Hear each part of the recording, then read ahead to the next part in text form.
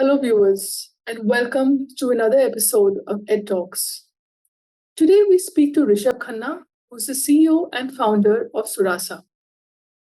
The reason we are speaking to Suraasa is because this is a very different edtech company. It works for teachers. This company believes that if we have to have a better tomorrow, we have to have great and good teachers. So, this company has mentorship programs for teachers, different diploma courses, and also job opportunities. Let's speak to Rishabh and see what this company is all about.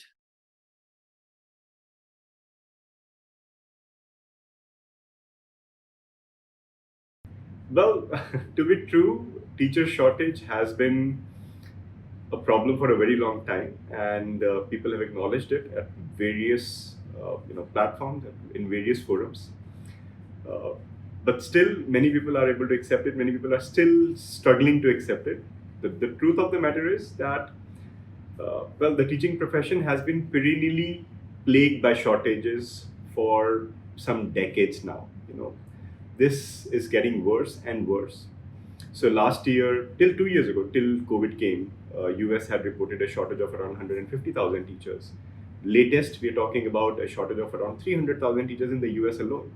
India currently faces a shortage of around 1.1 million teachers, but we're talking about skilled teachers here. And around the world, it's the same.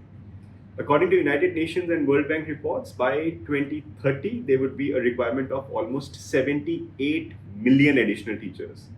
So, if you see that is there a grand shortage of teachers and educators in India and across the globe, it is. What's the major problem or a bigger problem is that there are no sources currently which can actually produce so many teachers for around the world. And that's where Suraasa has been trying to focus, and that's where all of our work has been going.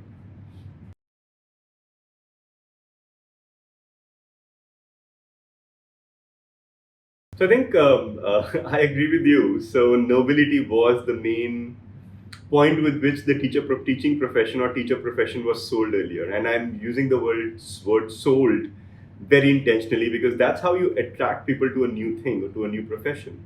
And as we needed more and more teachers, we wanted to make sure that the right people are reaching the profession. But then what changed was the benefits that came with teaching profession. It's a hard profession, it's not an easy profession. And in the name of nobility, we kept decreasing what teachers would get out of it. The recognition they deserve, the pay packages they deserve, the perks they deserve, they all kept going down slowly. And I think because of that, what has happened is just the word nobility has remained. And I think it has now become more a bane for teachers than boon for teachers. And it's not letting youngsters to come to this profession. So to answer the second part of your question, people not taking up the teaching profession, I would say in past past few years, with so many professions coming up, technology, alternate careers, and teaching profession only being called as noble profession and not really adding the growth to teachers with the nobility has kind of led the youngsters or the next generations away from the teaching profession, and it has become to hire highly qualified professionals as teachers now. So yeah, it has led to led that many people are not wanting to become teachers now.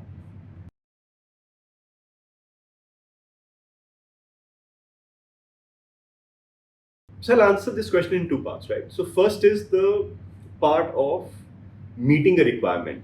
You see, we don't have an excess of highly qualified teachers. So if there's an area where you don't have highly qualified teachers or people who have not had teaching qualifications or diplomas or all of those courses like what we offer, it's still okay to have somebody to take the students' life ahead, right? To make the students learning to take the students' learning journey ahead. So I don't see it as a problem as somebody who is maybe a bit less educated or does not have the right skills to take the job, to take the profession. The second part of the question is, can we do something that all of those teachers really become skilled, and they are able to impact it in a better way, of course. And the governments have been trying to do that. Now, in our case, we are trying to bring a huge behavior change in the way people perceive teaching and perceive teachers. And for that, we have to look at the early adopters and innovators right now. And that's why we are starting with English, and we want to first be able to deliver that in English to a level that then we can, go to vernacular languages and other things. But then there are many courses which are available online and people can take it. And with technology coming in, if anybody has an intention to learn and grow, there are enough resources and sources available. So yeah, so there are things which are available, and if a teacher wants, they can learn. Only the heart and the intention has to be in the right place.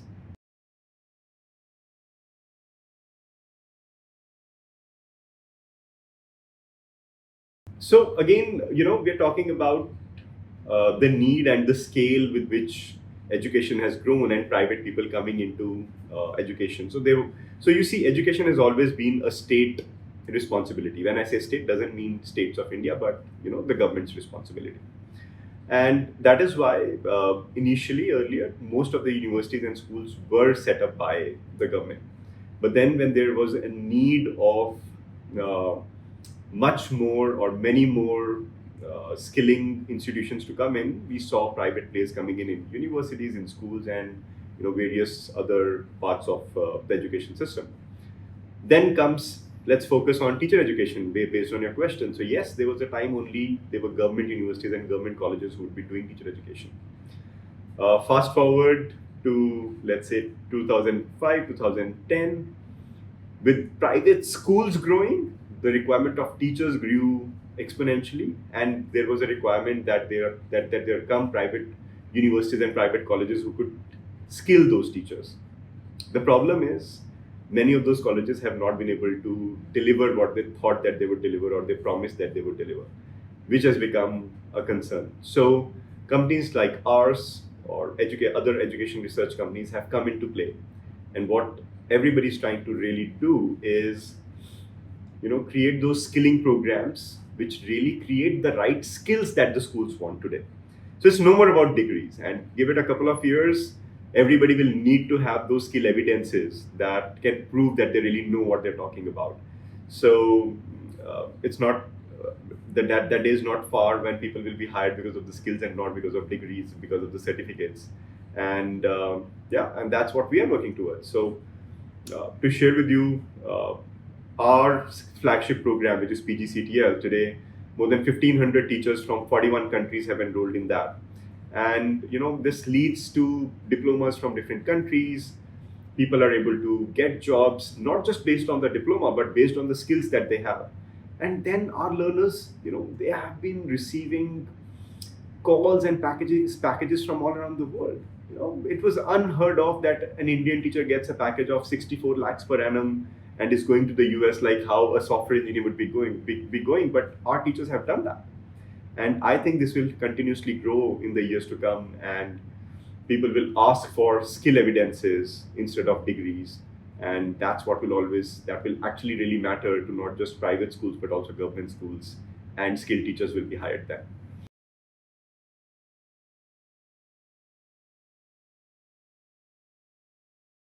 So very good question again. So let me ask you a question. Have you ever seen a stand-up comedy show, right?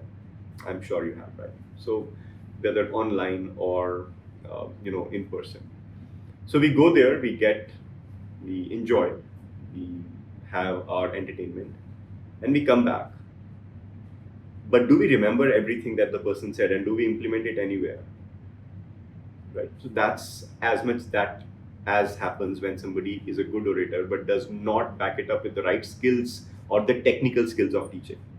So a good orator can come and uh, throw light on a particular topic, or could give you information on that. But teaching is no more about giving information. There is Google, there is so much available on the internet that you can just go and collect information if you really wanted to.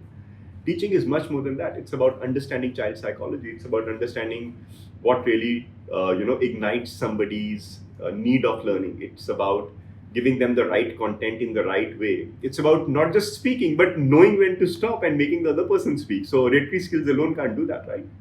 And then there is assessing that the learner, knowing what the child has really understood, and helping them, the learner, grow from point A to point B. So good speaking, or just being able to have or just having some background knowledge about a topic and going and speaking about it is not teaching anymore. It's not considered teaching anymore. It might have been considered once upon a time. Now with technology, or with so many teaching and learning tools, everything has been structured in a way that a teacher needs to have the right technical skills. And that is why teaching cannot be reduced just to delivery of knowledge. In fact, when only delivery happens, it's actually not delivery of knowledge, it's just delivery of information. So teaching has to be when you can measure an outcome by the process that you have used for teaching. So I think I've answered your question there.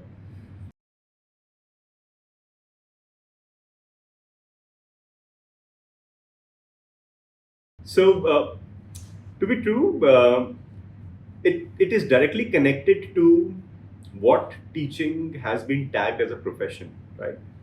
So, usually, people who want to have relaxed jobs, or they don't want to work for the entire day, or they feel that they could do this in the morning and do something else in the evening.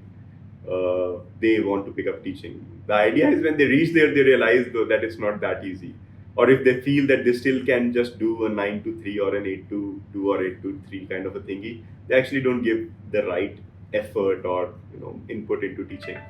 Now, because of this background, what has happened is uh, married women or people who are looking at just that part-time job have started going towards teaching, and it has been kind of stereotyped.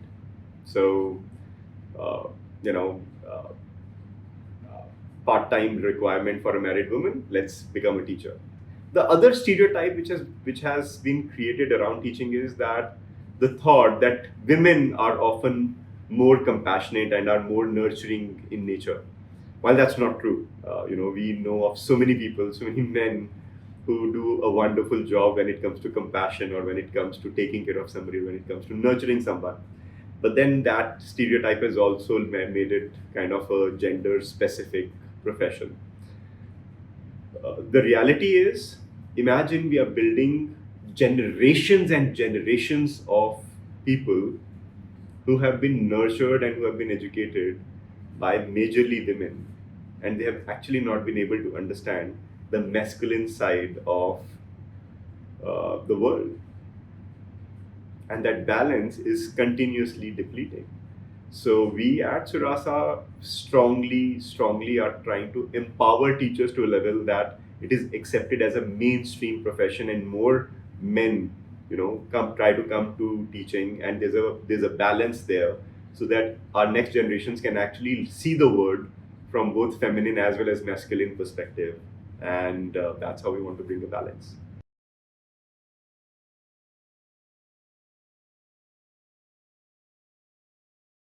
So I think partially I answered this question, in the last question as well, that it has been seen as women being more compassionate, more nurturing, and having less time to be giving for their mainstream profession.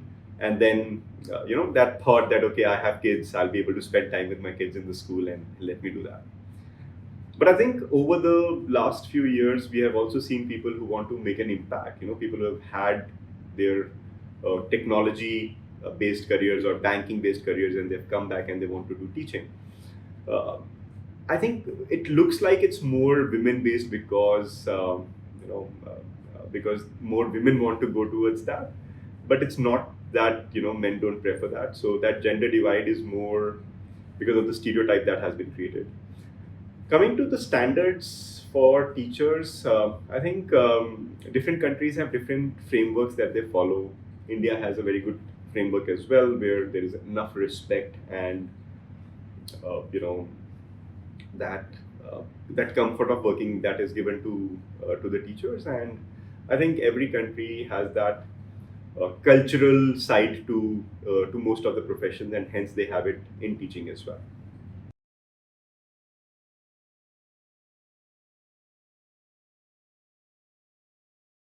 So currently we only focus on English. We understand that there's a huge opportunity behind vernacular, but we want to become really good, the best, known as the best in one language first, and then we start activating more. We understand the impact that it will create, and we would be doing it, but we are giving time and making sure that we do it the best when we do it.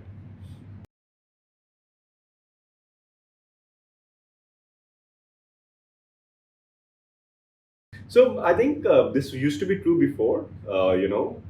There was a time when people would not spend time and money or even the effort on developing new skills. But then, as it's true for doctors, as for teachers, that people now have to do a minimum number of hours per annum on continuous professional development. And well, while in many countries it's not very efficiently or coherently or not measured with a focus, but I think with NEP 2020 coming in India, that is coming in. There are focused learning tracks that the government is trying to define that teachers will have to take based on what part of the school are they teaching in. And with all of that, the concept of that you've just become a teacher once and now you don't need to do anything else to update, that doesn't work anymore, and people are updating themselves continuously.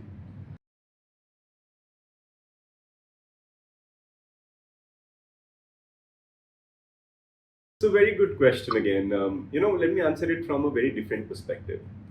The the objective and the outcomes expected in a school and in a university are completely different. You know, the major objective of school education is to give basic knowledge to somebody about almost every field, and then maybe some what do you say, exposure to some specializations in some subjects. But it's not about making somebody an expert on a particular field. So while in university, somebody who's interested in mathematics or mathematical models would study with statisticians or with statistical experts who would tell them that how different mathematical things or mathematical tools could be used. In school, somebody would actually be learning the very basics, which will not majorly be about what is the latest thing happening in the research in that particular field. Now, I'm not saying that it cannot be done. It can be done to create enough curiosity, to build curiosity. But then the major work is to build the very basics of different subjects. And I think till the time teachers are able to spend enough time to learn, about their field, about their subject continuously, we really don't need much of industry coming in and teaching the students, because that's not the outcome or the objective of school education.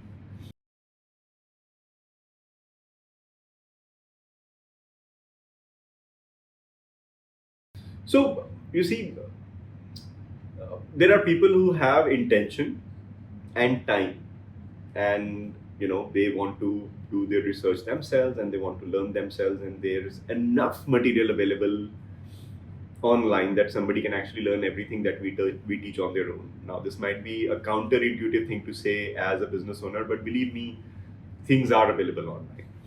Then there's second type of people who have the money, they don't have the time, or they have huge money but they don't have the time to research, and they want somebody to be able to collect the right things in the right time and focus their efforts and give them solutions that they can directly come learn and implement and grow faster in life. That's where somebody like Suraasa comes in. So somebody might want a short course, a self-paced short course which they can finish within 15, 20 days a month. We have something for that. Somebody wants to transform their teaching career completely, and they say that, okay, we want your support, your mentor support, your technology support.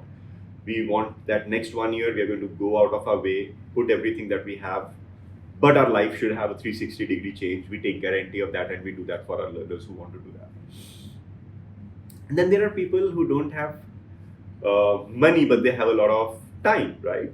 So we try to do free master classes for them. We try to do multiple other things. And then finally, there are people who don't have time and who don't have money and they don't have intention. We could do anything and nobody would have enough things for them.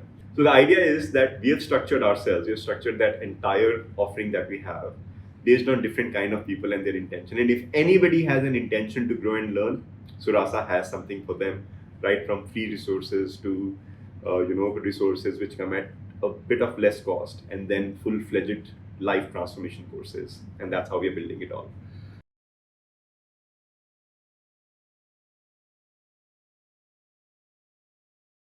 So, we've today we work majorly with teachers directly. We don't work with schools. In fact, many times when schools come to us, we tell them that, as a respect, we would give you a discount code which you can share with your teachers, and they still have to come and register with us directly, because that is what will really work for them.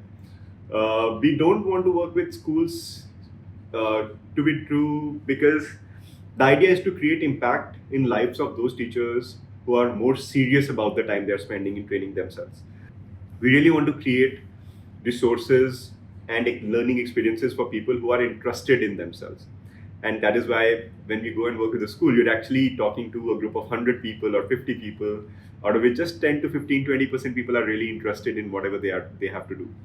So based on that, we just focus on only inviting highly motivated teachers on the platform, and we train them. And then looking at them, other people start getting encouraged, and then they come and directly register with us.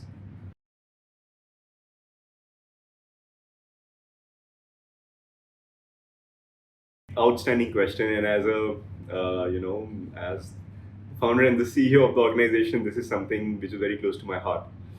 So we are not in the business of selling courses and then not caring about what's happened after that. In fact, the entire team has spent almost half a decade in just researching what all impact can somebody really receive once they've done our course. So what all we do today is we stay in touch with every single teacher who's taken our course. We continuously take inputs from them, that how is the content able to help them, not able to help them. This is usually, this part is followed by when we have helped them in getting outstanding placements or outcomes that they joined our courses for. Then we stay in touch with them. We also reach out to our school partners who hire these teachers and continuously ask them that if our teachers have been able to create an impact in their schools or not. And then we ask these teachers to participate in something called a Teacher Impact Award that we do annually, where they have to share evidences of the work and the impact that their work has created in the classrooms. And based on that, we give them awards, we give them recognition and many things. So we continuously make sure that whatever we teach to our learners, they're able to implement it and they're able to get results out of that. Yeah, that's how we do it.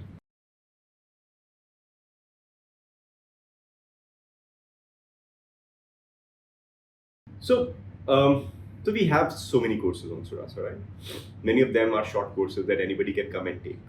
So these are open courses, and somebody might meet any requirements, not meet any requirements, they can come. But then we have large diplomas or life-turning diplomas or qualifications which people really take to get jobs or to move from one job to the other or move from one country to the other. And then it's our responsibility to guide and help them that what all they need to have before they join our qualification. So what we've done is we've created some requirements. So if somebody has to really come and join our qualifications, they need to be an expert in the subjects that they're teaching or that they want to teach. And in most of the cases, we ask them for a bachelor's level or a master's level degree based on the course that they want to take. So there are requirements that they can discuss with the counselors, with the mentors, whom they can talk with before joining our course.